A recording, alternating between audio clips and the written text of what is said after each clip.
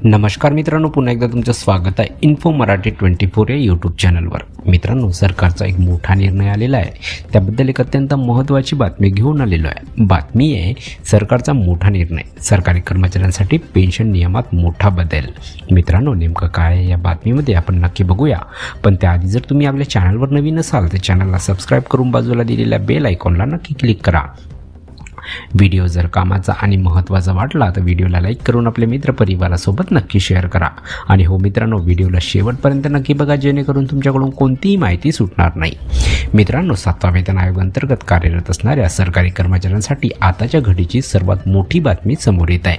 7व्या वेतन आयोगानुसार वेतन आणि निवृत्ती वेतनाचे लाभ घेत असलेल्या केंद्रीय कर्मचाऱ्यांसाठी केंद्रातील मोदी सरकारने नुकताच मोठा निर्णय घेतला असून या निर्णयाचा लाखो कर्मचाऱ्यांवर परिणाम होणार आहे। दरम्यान आता आपण केंद्रातील मोदी सरकारने 7वा वेतन आयोग अंतर्गत कार्यरत असणाऱ्या केंद्रीय सरकारी कर्मचाऱ्यांसाठी नेमका काय नियम चेंज केला आहे याबाबतची सविस्तर माहिती आजच्या या व्हिडिओमधून जाणून घेणार आहोत। मित्रांनो, केंद्रातील मोदी सरकारने घेतलेल्या या नव्या निर्णयानुसार शासकीय सेवेतील काही कर्मचाऱ्यांच्या पेन्शनचा आणि ग्रॅज्युएटीचा लाभ मिळणार असल्याचे बोलले जात आहे। याबाबत जाणकार लोकांनी दिलेल्या माहितीनुसार मोदी सरकारने सेंट्रल सिव्हिल पेन्शन रूल्स 2021 मधील नियम 8 मध्ये बदल करत कर्मचाऱ्यांसाठी पेन्शन आणि ग्रॅज्युएटी संदर्भात नव्या कडक अटी लागू केल्या आहेत। यामुळे काही कर्मचाऱ्यांना याचा मोठा फटका बसण्याची शक्यता आहे। सरकारने घेतलेल्या नव्या निर्णयानुसार लागू झालेल्या नव्या नियमानुसार जर सेवा काळात कोणी कर्मचारी गंभीर अपराध किंवा बेजबाबदारीपणा करताना दोषी आढळल्यास निवृत्तीनंतर त्याची पेन्शन आणि ग्रॅज्युएटी पूर्णपणे किंवा अंशतः रोखण्यात येऊ शकते।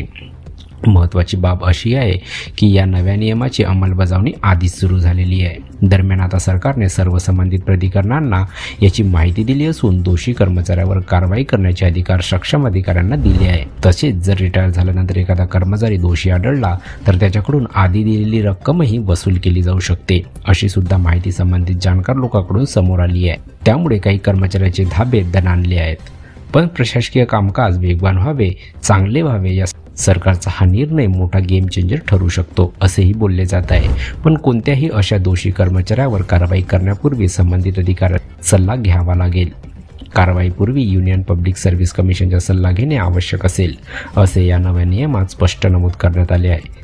तसेच पेन्शनची रक्कम नियम 44 नुसार किमान 9,000 रुपये दरमहा असणे बंधनकारक असल्याचेही यामध्ये नमूद आहे।